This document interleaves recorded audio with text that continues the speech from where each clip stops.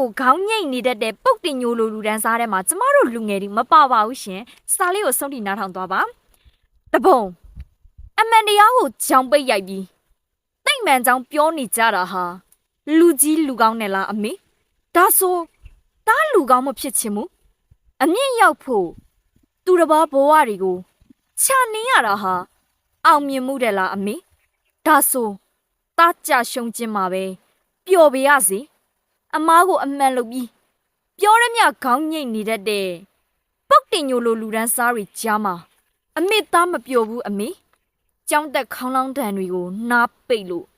တနတ်တန်တွေကိုနားဆွင့်ရင်လူကြီးလူရုပ်တွေပြောနေတဲ့အမေသားတပုံဖြစ်ခဲ့ရအမှန်တရားဘက်ခြေစုံရက်လိုက်တော့အမားကိုအမှန်ထင်နေတဲ့ကျင်းတူတထားကလည်းမုံရှာပြီဝမ်းမနေဘူးအမေလူဆိုတာညံမီတော့ပဲသွေးနိုင်တာမဟုတ်လားအပေါ်ရန်ရွှေမုံကျဲကြတဲ့လူအဖွဲအစည်းကြားမှာခေါင်းပါတဲ့မြတ်တာတရားကိုလည်းတာမတောင်းတခြင်းမူ